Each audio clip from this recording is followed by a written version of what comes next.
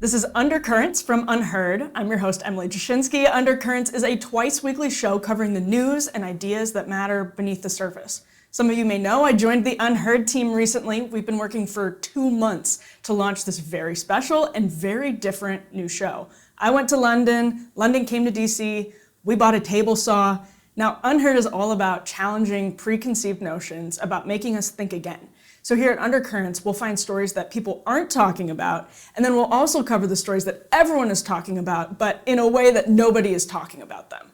We hope you'll find it to be a valuable journalistic endeavor, and we hope you'll support us. If you want to help build the show, you can subscribe here on YouTube to the Undercurrents channel, or actually over at undercurrents.tv for the full experience. Your first month will only be $1, and subscribers get access to private content like Q&As with me and other guests, early episodes, and paywalled episodes too. I'm really excited about this, and I'm really grateful to UnHerd and everyone for all the support over the years as I've been a part of different podcasts and outlets. This is big, and it's only the beginning. Thank you so much. Now, on to today's show. President Biden's Oval Office address last night was brief, painful, and grim. He looked and sounded weak. His family seemed bereft. For a major moment, it was just so inconsequential, almost like a blip on the radar as the country lurches on to November. So we'll start with what happened actually on the other side of Pennsylvania Avenue yesterday by exploring the impossible gulf that Bibi Netanyahu widened further, dividing even normie Democrats like Nancy Pelosi from party leaders like actually Joe Biden himself. As if to prove the point, anti-American chaos reigned in the streets of DC yesterday. We have video and analysis. We'll also discuss an unsurprising but really important study on COVID masking out of Germany. I'll share why I think the GOP attacks on, quote, childless women are dangerous. Then the intrepid journalist, one of my favorites, Fang, will be here to share what he found in a deep investigation on Kamala Harris's inner circle. We're starting, as we always will, with UnHerd Newsroom editor James Billow, sometimes known as Jimmy. James, incredible day here in Washington, D.C. yesterday. Bibi Netanyahu is staying at the Watergate on one part of town. Now, if you go down Pennsylvania Avenue to Capitol Hill, where he was speaking yesterday, the protests got intense. There was pepper spray, there was American flags being burned in the streets, Palestinian flags were lifted at Union Station, which is pretty remarkable. This is kind of your gateway to Washington, D.C., this beautiful old building on Capitol Hill. The Palestinian flags were replaced and the American flags were lowered.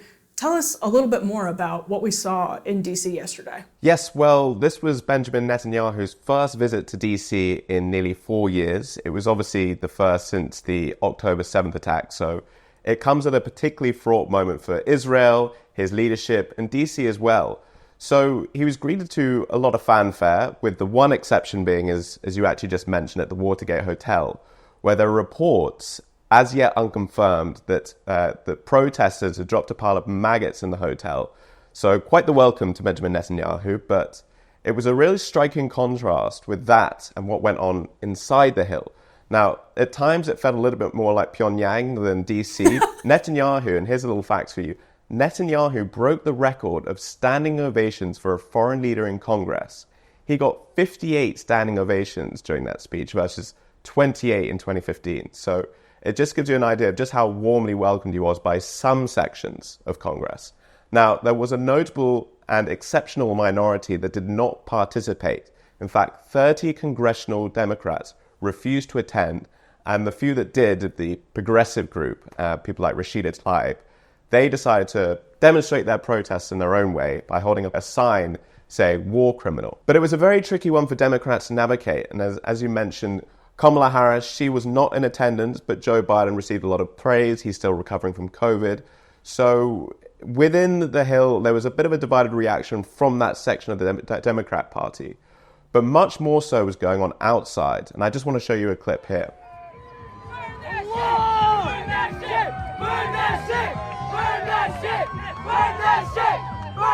A pretty concerning clip as to what was going on outside. And it did actually escalate in a lot of ways. So we had a desecrated Columbus fountain. They took down 3 American flags and replaced them with Palestinian flags. But as you can see from some of these scenes, it got pretty ugly. And police officers ended up getting dragged around. They were burning flags, saying burn them down. So all in all, a pretty toxic atmosphere on the Hill. You know, I was watching CNN before Netanyahu spoke yesterday, and their sources were telling them and other outlets that Netanyahu's team was reassuring Democrats because he had been invited by Speaker Mike Johnson. Nancy Pelosi wasn't there. I mean, it wasn't just the sort of Justice Democrats, the far left contingent. It was Nancy Pelosi skipped the speech. Kamala Harris did a campaign event instead of presiding over it in her role as President pro tem of the Senate. It's actually a pretty remarkable situation. And so they were saying Netanyahu has reassured Democrats that it's not going to be fiery. Some Democrats were saying they didn't want a repeat of his 2015 speech on the Iran nuclear deal in the halls of Congress. They wanted to see something different, a little bit less directly targeting Democrats. That is not the speech that Netanyahu delivered. He was extremely fiery and went head on into, he even addressed the protesters outside. He went completely all in on attacking Democrats and anybody, basically. Even Thomas Massie, a Republican, skipped it because he said he didn't want to feel like a prop. Netanyahu gave a very different speech than I think a lot of Democrats wanted. In fact, Nancy Pelosi weighed in to say it was, basically she said it was one of the most disrespectful speeches, just to paraphrase the statement that she put out afterwards. He at one point got some applause and wanted to continue making his argument and said, "Don't clap, listen." Mike Johnson was looking on just with reverence. It was really quite a scene. Republicans then, I was walking around the Hill after the protests had sort of dissipated, and you saw the protesters with their signs sort of slouched over at coffee shops, tired after a long day.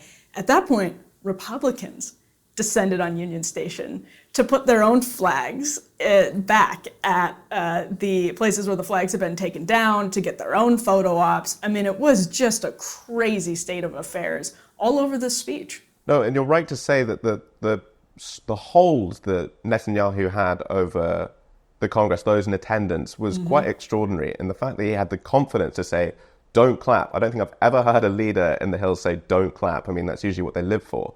But you were right in mentioning Nancy Pelosi. She actually tweeted out that it was the worst presentation by any foreign dignitary. So it was quite a divisive reaction. And Netanyahu, he was even dropping a few gags in there. He said, those who support gays for Gaza are basically the same as chickens for KFC. So he was clearly feeling pretty confident out there. It was a moment that was sort of like the J.D. Vance Diet Mountain Dew line that went viral like the day before, where it was a please clap Jeb Bush type interaction with the audience. Chickens for KFC, nobody really knew what to do with it, but he did also really make a concerted effort to drive a wedge between Democrats who support gay rights and oppose what Israel is doing. So just all very interesting, James.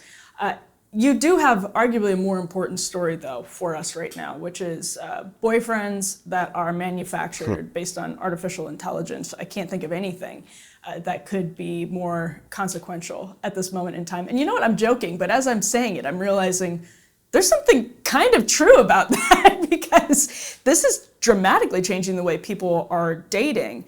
What's the latest update in how certain platforms are relying on AI to make matches in the dating game? Right. Well, this is actually a really interesting story because there's this narrative that's been emerging over the past few years that this AI boom in the basically the girlfriend and boyfriend business has very much been a male-driven phenomenon. Men seeking female companionship and basically buying these AI chatbots to become their partners. And actually, there's a news story in Axios that came out this week that says that more and more women are developing relationships with AI chatbots. Now, for the uninitiated, the AI chatbots are essentially these customizable AI image-generated avatars where you can give it prompts, you can give it a name, and you can basically tailor their personalities and even their appearance.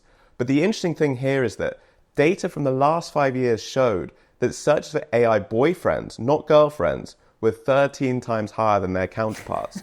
So a really interesting change in the narrative there. Really interesting. Actually, another thing in the artificial intelligence space, Tinder announced this week that it will have an AI feature, which allows you to put Tinder into your camera roll, essentially, and select the best possible pictures. And this gets to the broader question of artificial intelligence and dating, because even people say silly things when people are dating online, meeting through the DMs or meeting through Bumble or whatever it is. There are physical cues that people give in person that, it's even like pheromones, like basically, as silly as that sounds, smell, that help them understand whether or not they'll be a good match. And when you meet in person, you can just have a completely different interaction. We've all seen Catfish. I've probably seen 3,000 episodes of Catfish, to put it conservatively, conservative figure on it. But in all seriousness, when you're outsourcing the job of putting your best foot forward to a machine, it's just going to, it's in the name of optimizing our ability to make romantic connections, but it seems actually like it might be counterproductive to that end. And you're about to define for me a term that I wish you hadn't chosen to define for me and the wonderful audience. And I think it's fictosexual. Fictosexual? Yes. Do we need this, James? I'm sorry that I had to be the one to share this with our audience. Again, you are not sorry. You are absolutely not sorry. not I'm pleased to share this. Yes. So, as you just mentioned, there's something called the rise of fictosexuals, and essentially this is a sexual attraction to fictional characters. Now, this is actually quite a big phenomenon in Japan over the last 2 or so decades with the rise of anime characters and men developing these pretty deep relationships with these imaginary characters on their screen. And essentially what this is doing is that it's encouraging, here's another term, parasocial relationships. And a parasocial relationship is basically this one-sided relationship where all the emotional labor comes from one person, one individual, and it's basically projected onto whoever this avatar is, whether that's an anime character, whether that's a Hinge match, although Hinge match, hopefully they might reply, or these AI chatbots. Now, the appeal of it is that it becomes much more frictionless, and they don't have to deal with the messiness of a human relationship and all that involves. The flip side is that they never say no.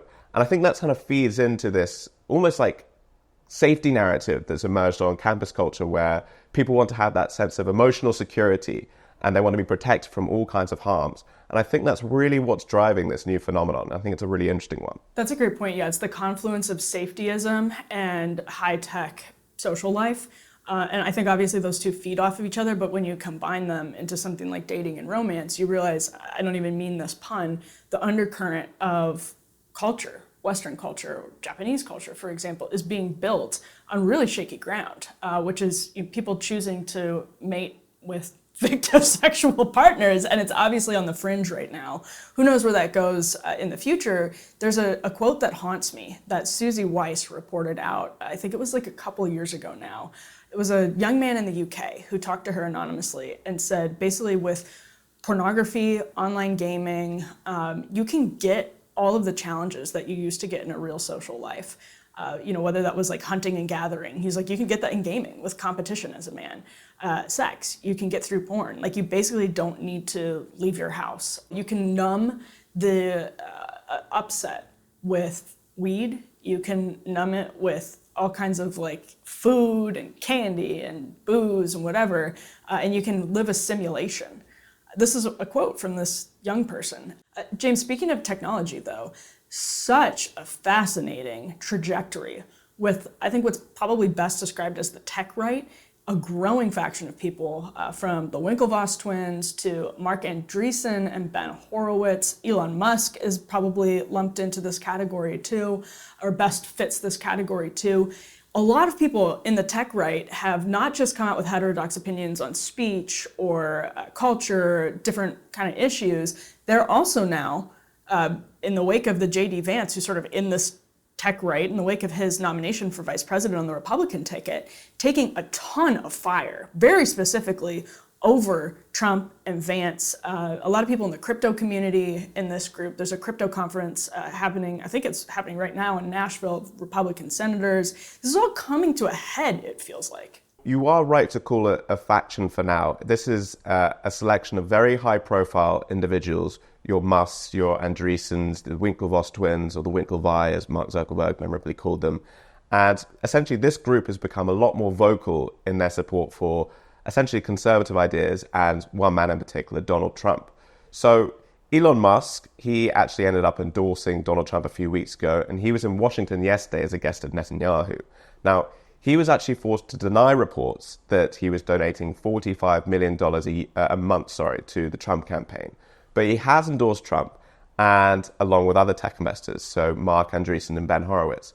And as night follows day, what has come but a few more hit pieces? And the latest one came from The Verge, which attacked Andreessen and Horowitz for moral bankruptcy, essentially pinning them down for their narrow focus on the likes of AI, crypto, tax policy, and ignoring the wider threats to women's reproductive rights, the threat that Trump allegedly poses to democracy, and that kind of thing. So there's been a weird little divergence going on in Silicon Valley, and it's actually coming out more into the open now. We've had a pretty ugly exchange between Democrat investor Paul Graham and David Sachs, who's become a very prominent figure in Republican circles. But all of this goes to show that life in Silicon Valley, life in California, things are just turning a little bit at the moment. You know, California was sort of a hub, and obviously it was a hub of the Reagan Revolution. There was something about California that spoke to the libertine, the sort of post-war, booming American future. And that was really molded in California, in no small part. And I'm wondering if something similar is happening now. It kind of, the Verge hit piece that you just mentioned actually kind of undermines concerns that a lot of people have, that the right is trading one set of oligarchs for another, because it shows that the new sort of right-leaning oligarchs are still a really tiny group that is under major attack, that is still taking a lot of hits for their stances, whether it's on Vance or Trump or free speech. David Sachs on Ukraine, for example, there's still a social cost and probably a financial cost. When you look at, the market for someone like Elon Musk, or you look at X, something like that, there's probably still a financial consequence in some cases for people taking these stances. I think this kind of group of oligarchs, if we extend that argument forward, what they're doing is, one, ideological. They're true believers, most of them, but two, it's also a bet. It would be nothing, of course, if not a bet. They're betting that in the future, public opinion shifts and that there is a reward for investing in these new media spaces, alternative institutions, etc. It's also important to note that the motives, the reason, the rationale, they are different even within this small set. So we actually had a very heartfelt interview with Elon Musk and Jordan Peterson the other day, in which Musk basically goes into quite a lot of detail, I think as much as he has done in public so far, about the loss of his son to the trans movement and how the woke mind virus got to him, and that's resulted in his son's transition. And he even went so far to say, my son Xavier is dead. But then you look at someone like Horowitz or Andreessen, and as this article mentions, their focus is very much on crypto, AI, which they deem Trump to be much more friendly to. So it's a little bit of a contrast within the movement, but again, what's happening is in Silicon Valley, not everyone is actually staying put. A lot of them are leaving to places like Austin and Florida. So the geographic dynamics are playing into there as well. And it's not just Republicans or Republican voters. So David Sachs's All In co-host, which is a very popular podcast, he's also moving to Austin because they just find the regulatory environment is just too much and they need to escape. And so it could be as much of the city and the local situation as it is the national political scene. I aspire on this show to interrupt you as much as Jordan Peterson interrupted Elon Musk in that interview. Okay, I don't think we'll be getting very far on the show if you do that. Take us around the world. We at UnHerd, we're looking very closely at a study out of Germany about COVID and masking. What should we know? Yes, well, we really want to bring some stories from outside America to our viewership because some of them actually have broad and international implications. And I think this one very much fits into that basket. So there was a big new report coming out in Germany that alleged that the government actually hid masking evidence. So according to the Robert Koch Institute, what it found was that even after 6 months of implementing the mask mandate during the COVID pandemic, it found that there was no evidence to support that intervention, which is a huge revelation that hasn't actually really broken through into the Anglo press yet. So it's very interesting to see how that has been developing. Yeah, no, absolutely, because In the study, it's what the public didn't know, I think, that comes to mind immediately as we're thinking about the implications of this. And I guess Germany is a pretty interesting example. A lot of people in the States are thinking right now of Anthony Fauci, of course, when we're having this conversation, a very early proponent of the no mask movement. he was an anti-masker. Well, this is the thing. There's been some degree of memory holding with this whole pandemic. And, another parallel to draw with Fauci is the fact that this 6-foot social distancing rule, sort of, according to Fauci, just appeared and he didn't really seem to question it. Now, that was very different from the narrative in 2020 where it was insistent on the whole population that they must space out for the protection of the at-risk and the vulnerable and all those kind of things. And another pullout from the Robert Koch Institute, which is very interesting, is that it also admitted that COVID did not pose a serious threat to children, despite the fact they closed schools down, they had to put in all these implementations. And so it just goes to show that there's been a little bit of rewriting on history, exactly who was implementing these measures, who was behind them, and exactly for what reason. James, thanks so much. This is such an important story. I feel like that's getting buried because, I don't know about you, people seem to not want to, like the public at large seems to just not want to think about COVID anymore. Next up, how funny is it to smear the childless cat ladies of America? I'll look at that. Honestly, I've always liked J.D. Vance, even from back when he was selling Hillbilly Elegy as a Trump skeptic on Morning Joe to now when he's sort of pushing the boundaries of standard Republican dogma here in DC. A lot of people went from hating Trump to loving him, believe it or not, for entirely sincere reasons, even if those reasons are objectionable. They really believe, they're true believers. And Vance, I think it's worth mentioning, is a recent convert to Catholicism. He's a part of that intellectual milieu, which is a place where these jokes about childless women have become totally commonplace among men in particular. I actually think that explains one of the most viral clips that surfaced since the senator was nominated for VP. It's a quick moment from a 2021 interview on Tucker Carlson's former Fox News show. Let's take a look at that clip. Saying is that we're effectively run in this country via the Democrats, via our corporate oligarchs, by a bunch of childless cat ladies who are miserable at their own lives and the choices that they've made, and so they want to make the rest of the country miserable too. And it's just a basic fact. You look at Kamala Harris, Pete Buttigieg, AOC, the entire future of the Democrats is controlled by people without children. And how does it make any sense that we've turned our country over to people who don't really have a direct stake in it? So you heard Vance there say the country is now run by, quote, a bunch of childless cat ladies who are miserable at their own lives and the choices that they've made, and so they want to make the rest of the country miserable too. This story is everywhere. It's 3 years old, but it's everywhere. As I'm writing this script, as I'm saying this, there is a massive CNN chyron on the TV next to me that says, quote, Trump running mate Vance attacks Harris as childless cat lady. On my way to the studio this morning, I actually heard a BBC host on NPR press a Trump aide on the exact same thing.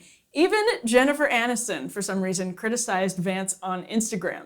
It is now becoming an insufferable and very self-serious victory lap in the media's current race to find strange new respect for Kamala Harris. But Vance's quip, I think, actually reflects a terrible instinct on the right. It's like mocking the victims of a system that conservatives say they want to topple. And I actually say that because the predicate for the cat lady line is honestly correct and serious. It's just biology. We're wired to care for our offspring. Nothing that heightens the stakes of politics and culture more, and that is not a knock on people without biological kids to say so. It's just human nature. So one of the things that should worry us about declining fertility, for example, is that people in power, and a lot of people out of power, aren't biologically driven to spend every last breath making the world just a bit better for their own offspring. Of course, some childless people are extremely driven. Some people with kids aren't at all, but it's just a different approach to the future, and it's one that we can't really fake and we can't really change. Why, though, are so many women aging into their 30s and their 40s without children? This is one of the greatest problems that Vance says he wants to address on a policy level. He believes markets, as he says, exist for the sake of families and communities, not for the sake of the GDP. He rails against his fellow elites for profiting off the erection of obstacles to family formation itself. So the smug cat lady jokes just kick people when they're down. And if you take a look at this chart, it's true that unmarried women which, to be fair, is not exactly the same as childless women, are hardly the Republican Party's key demographic. It will take a Herculean act of political genius to really change that. That is turning the Titanic around. But first, that obviously doesn't make it right to mock the victims of a culture that has been wrecked by elites on the left and the right, as people like J.D. Vance say, and I agree.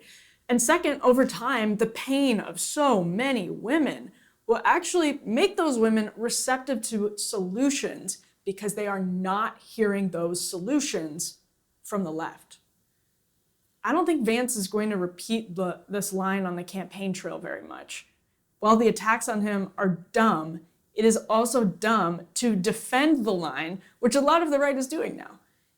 You should appeal to the victims of the culture you're seeking to repair, not denigrate them, when the entire argument is that they were set up for failure by others. All right, we're joined now by independent journalist Lee Fang. His Substack is excellent. You can subscribe at leefang.com. Absolutely one of my favorites. This week, Lee took a deep dive into Kamala Harris's record. Actually, for us here at UnHerd, we're going to talk a lot more about Harris's background now. Lee, first of all, thank you so much for being our first guest on Undercurrents. This is a huge honor. UnHerd is very lucky to have you, and I'm lucky to be here. So good to join you. Well, I really appreciate it. And you know California politics so well, which kind of means you know Kamala Harris very well, because she really is a figment of the California Democrat mold. Can you tell us how California, or what California tells us about Kamala Harris? How is she sort of a creature of California politics? Well, San Francisco looms large, not just in California politics, but in American politics overall. I mean, this is the city that produced the most powerful Democratic speaker of the modern era, Nancy Pelosi, arguably one of the most powerful Democratic leaders overall, the last generation, that's produced Gavin Newsom, the current governor, and of course Kamala Harris, who came up in the same kind of power elite within San Francisco as Gavin Newsom. She's ascended rapidly up the political ladder, and it's worth looking at the actual faction of San Francisco politics that produced these types of leaders, particularly Harris and Newsom. You know, the kind of stereotype as San Francisco as this leftist hotbed of, you know, liberalism gone wild that's led to homelessness and, you know, open air drug markets and unaffordable apartments. You know, there's some truth to that. It's a complicated story, but I think this image does not reflect fully on who these politicians are. You know, within the context of San Francisco politics, Newsom and Harris represent the more moderate, pro-business, centrist wing of the party, and that's kind of hard to imagine given the kind of liberal image that they have. But it's just true. You know, back in 2003, when Gavin Newsom was battling the very powerful at the time Green Party of San Francisco, at that time there was actually a former communist district attorney, Terrence Hallinan, who was hated by the kind of upper crust elite of the city and you know, many working class people as well, for being too soft on crime, for being too lenient on criminals. And Kamala Harris was recruited kind of by the billionaires and the upper crust of the city to run against Terrence Hallinan, and she ran on a tough on crime platform, you know, saying that she was going to get tough on anti-war protesters, on violent criminals, on gangs. She used electioneering that was very aggressive, you know, sending pictures of gang members and chalk lines of homicide victims, saying, you know, you're not safe with Terrence Hallinan in office. And like Gavin Newsom, she shares a similar kind of pool of talent. You know, the same operatives, the same donors have fueled both of their rises, and in many ways, they share similar political tactics.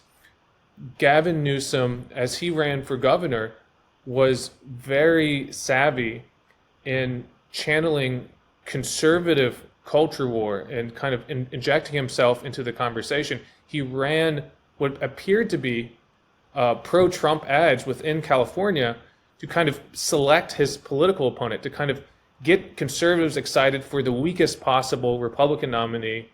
At the same time, he excited the liberal base with all kinds of promises about big progressive reforms, a Marshall Plan for housing, single-payer healthcare, promising the moon to the leftists. At the end of the day, he steamrolled through his Republican opposition that he helped hand select by manipulating the Republican primary, and then did basically nothing on any of the big progressive promises for when he was running for office. Now, Kamala Harris might be kind of similar here. She's had the same kind of campaign managers, the same consultants as Gavin Newsom, and the Republicans, Donald Trump is now they're kind of highlighting all the leftist promises she made back in 2019 when she was running for president. She was talking about Medicare for all, Green New Deal. She even kind of gestured towards abolishing ICE. Well, I would say look at her 20-year career. She's more of a moderate in terms of governance. She's much more pro-business. She has family and professional connections very thoroughly tied to Silicon Valley and major tech companies. Lee, you dived into that. Could you flesh a little bit out what those connections are? Because particularly, it seems her brother-in-law, who was married to her campaign chair, her sister, was her campaign chair in 2019. It seems to me those immediate familial connections are extremely relevant. Yeah, that's right. When she ran for president, her campaign was run by Bear Star Strategies, this consulting firm that's long advised the tech industry, including the gig companies, and also by her sister Maya, whose brother is Tony West, the former Obama justice official, who is now the chief legal officer of Uber. And that title, chief legal officer, sounds fairly bland, but really he is a political powerhouse, someone who's helped engineer these major political victories that have given Uber so much market share, that's brought it to profitability.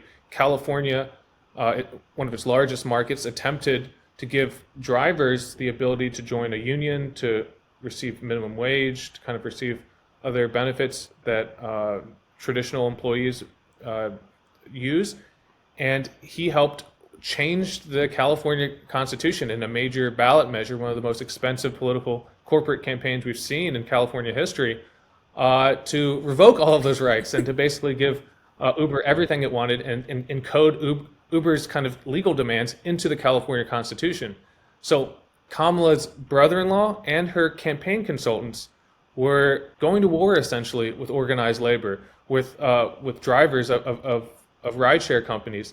That's her inner circle. That's not just her family, but those are the people advising her campaign. As you're saying this, I'm starting to think maybe the definitive Kamala Harris moment is that time in the debate. I forget which debate exactly it was, but they were asking about Medicare for all. Kamala Harris raised her hand and said that she was in favor of Medicare for all, and then clarified a couple of days later, maybe even later that night, said she had heard the question wrong. And actually, she was in favor of a different kind of half solution that wasn't quite Medicare for all, something to that extent.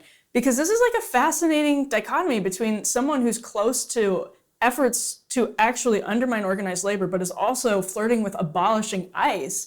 And is like, it just seems that there's a totally different campaign messaging strategy. It's like the packaging is one thing and the actual product itself is totally different. So it's sort of like a magic trick that she's trying to pull on the public. Well, this magic trick, and I think you're hitting the nail on the head. This is classic California style. The kind of Democratic power elite promising really big reforms, gesturing and, embracing, the iconography of civil rights, or, doing, symbols of activism and kind of draping themselves under various flags that posture as radical. But in terms of governance, they're fairly pro-business. They're pro-status quo. You know who else promised single payer, who campaigned on single payer? Nancy Pelosi, before she became speaker. She talked about single payer quite a bit throughout the 90s. But then once she ascended to power, where she would have the position to actually enact any of these, or attempt to enact any of these changes, poof, it's gone. So Nancy Pelosi, Kamala Harris, and Gavin Newsom, three Democratic politicians who have talked endlessly about these big progressive wish list items like single payer, but then once in office, nothing happens. But it's almost like on some of these culture issues. I'm thinking of Gavin Newsom in particular, and I imagine there's something to work with on Kamala Harris here as well, that they just sort of saw culture stuff as almost inconsequential and worth the political posturing. Whatever happened with drugs and homelessness under Gavin Newsom's watch, he really did give that sort of olive branch to the actual left. Not just the corporate left, but on some of those issues, he really has in the past. And you can correct me if I'm wrong on this, Lee. And it reminds me of Matt Stoller, who's a huge sort of proponent of antitrust reform. He said when he was following Kamala Harris's early career, he was sort of hopeful about her ascendancy, that she was saying some stuff that really sounded right and had done some stuff that actually was right. So what can we make of what she actually says and what she actually does? What California politicians like Harris and Newsom, Pelosi as well, say? And then it does seem like sometimes they actually do give a little bit to the left. And I'm wondering what you think Harris might do on that front. Yeah, and I don't want to say that any of these politicians are completely, they're empty suits, they do nothing. Gavin Newsom has accomplished some interesting things, working on sectoral bargaining to give fast food workers more rights. I think that's very interesting. Not many Democratic governors have done that outside of Tim Walz in Minnesota, for those types of pro-labor reforms that kind of work around labor unions. Kamala Harris, as Attorney General, did crack down on really predatory for-profit colleges that were exploiting the kind of student loan program to prey on people and saddle them with debt, with really substandard education. And, I think those, should credit where it's due. But, one investigation that I had last month, before the kind of craziness of the last 2 weeks, looked at Kamala Harris's there's a standard line she's given dozens of times in speeches at the White House and on the campaign trail about how she's always been concerned with racial disparities, and as prosecutor in San Francisco, she created the first or one of the first environmental justice units that would prosecute corporate criminals, polluters who are dumping hazardous waste in racial minority neighborhoods, saying that that's a form of racism. That and she was very early to this. This is now like a very popular slogan and marker within the progressive movement, but she was doing this back in 2004, 2005. She was an early adopter, so it's great rhetoric. It's actually very savvy in terms of knowing understand the direction of the progressive movement and the Democratic Party. But here's the rub. I looked at the actual record of her environmental justice unit, and this was supposedly focused on protecting the community of Bayview Hunters Point in San Francisco, which is predominantly African American, that is very polluted. It's a former industrial site, has radioactive waste, has asbestos, and many other problems. Her environmental justice unit didn't prosecute a single polluter that was dumping in Bayview's Hunter Point. They went after a small newspaper, that a single smog check auto body repair shop that was not even in Hunter's Point. All the big industrial polluters were left untouched, but it's a great applause line. It's something that she's used for 20 years in her campaign videos on the stump. It sounds great, it perfectly works into the ethos of the Democratic Party. But, again, not that much tough action in terms of holding powerful institutions or corporations accountable. It kind of reminds me of some of the arguments we've heard against Kamala Harris about her One West settlement. Steve Mnuchin in the aftermath of the Great Recession. Is that sort of a similar thing, that she's actually talked about that on the campaign trail too?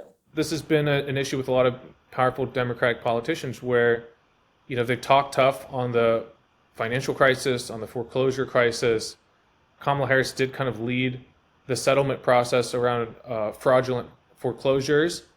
But, there's a lot of critics out there that say that she didn't do enough. She kind of, like the Obama administration at the time, refused to go after these banks in a criminal way. She didn't press criminal charges on One West or many other fraudulent banks or, exploitative banks in California. Her settlement process, it promised a lot of money to homeowners and victims, but at the end of the day, the money kind of went to a lot of states to plug budget deficits and kind of went to like the NGO complex where, God knows how that money's actually spent. to me, it's not a very impressive accomplishment. There's not much there. But it also kind of, it gets back to this point we started on. This is not something that necessarily a lot of Democratic voters, especially the kind of upwardly mobile, college-educated ones, necessarily want to hear about. The culture war about, fighting white supremacy or Donald Trump's threat to democracy and these kind of existential cultural issues dominate. So are we going to talk about, her record with the banks or with polluters and others, or are we going to kind of veer into this kind of culture war? And, you look at her peer group in San Francisco of Gavin Newsom, and he was very savvy in baiting Republicans into culture war issues that benefited him. Now, again, the context is different. This is California, not the whole country. Perhaps the culture war will not benefit Kamala in the same way that it benefited Gavin Newsom in California. But it's a powerful distraction from these kind of meat and potato economic issues. So yeah, actually on that note, I was fascinated. I don't know if it's wrong that I was surprised by this, but she put out a statement denouncing the demonstrators by Union Station just last night who were burning American flags and replacing the American flag with the Palestinian flags. The reason I was surprised, I wasn't surprised that she denounced, these demonstrators. I was surprised that she said anything at all, let alone her campaign cobbling together a public statement and sort of going on offense and staking out a position here. Were you surprised by that, or what does that tell us maybe about how Kamala Harris will handle, you actually mentioned yourself the iconography of the civil rights movement being really powerful in California Democratic circles. She's certainly used that herself many times, especially as she tried to beat Joe Biden in the primary. What have you seen from her so far that might give us an indication of how she's campaigning and how she'll govern on those culture war kind of questions? It's hard to say. I'm reminded from that statement about the protesters, about what she did in San Francisco in her first race. There were anti-Iraq war protesters who were taking it to a similar extreme, who were, setting things on fire and rioting in the streets of San Francisco. She was very quick to come out and condemn those protesters, realizing that, maybe the cause is popular, but those tactics are not. She's a savvy politician. She realizes that burning the American flag is not winning over any hearts and minds of persuadable voters. She knows what she's doing. But this kind of gets me back again to just kind of this issue of personnel as policy. It's hard to trust what any politician says on the campaign trail. They will say anything based on what they think will win people over to their side. The fact that she's staffing up with Eric Holder, Obama's former attorney general, who's been a corporate attorney, that many of her strategists and advisors come from the corporate lobbying world, that suggests to me that it's very likely that she's going to campaign on and uphold much of the Biden administration agenda. But if anything, she's going to be more of a pro-business, pro-Silicon Valley version of Biden, if anything, if there's going to be any change at all. Super interesting. She, again, correct me if I'm wrong, but I believe her parents were involved in the sort of revolutionary post-war left. Is there anything there? She's talked about before going to protests as a child. Actually, she talks about it pretty frequently. California has obviously long been a hub of the revolutionary left. Did she maintain any ties early in her career to some of those groups? What does that history look like when it comes to Harris? No, she didn't. There's a long kind of history of Marxist or leftist professors having children who, run for office. Pete Buttigieg's father was kind of a communist academic. Ed Miliband in the UK, had a very leftist academic father. Ed Miliband, centrist labor. Pete Buttigieg is definitely not a communist. McKinsey consultant, rather, And Kamala Harris is the same. She had endless opportunities working in and growing up in the Bay Area to join or kind of dabble in the radical left. Look through her history. It's not there. She worked as a prosecutor in Alameda County, that's kind of Oakland, East Bay. Then she worked at the city attorney's office in San Francisco. And she had very close ties with the donor elite from very early on in her career, and they're the ones that helped her run for her first campaign as a get tough on crime, kind of centrist district attorney. That's the first 30, 40 years of her career. I think that tells us more than, a little bit of pandering in 2019 when she was running for the Democratic primary. Just a little bit. I'm actually not asking this in a salacious way. I mean this sort of professionally. Her relationship with Jerry Brown is the subject of a lot of scuttlebutt, but just professionally, they're obviously very close. I think they were openly dating at one point. Does that tell us anything about who Kamala Harris is, what she might Willie be? Brown. Yeah. Oh, Willie Brown. I'm sorry. That's right. It was Willie Brown. There's so many Browns in San Francisco areas. Yeah, a lot of Browns in California. Yeah, I mean, it's controversial, and I see the kind of sensitivity around this issue. There's kind of a smear that women can only get ahead with sleeping with people or through their looks, and I'm sensitive to that too. I don't want to have I want to be fair to anyone I cover here, but it is fair grounds to at least talk about this relationship that Willie Brown, this incredibly powerful California politician who was previously Speaker of the House, who went on to become San Francisco mayor, even after leaving office, and he's very old now, he's still kind of a wheeler and dealer, very much central to the San Francisco elite, a corporate consultant who's advised business interests throughout California. When early in Kamala's history, when she was kind of a nobody, when she was a young attorney, she started dating Willie Brown. He appointed her to several state boards that paid her, $100,000 a year, without many official job duties. I believe he also gave her a BMW. He reportedly opened a lot of political doors for her. It was a very advantageous relationship. It was short-lived, I believe, only a few years.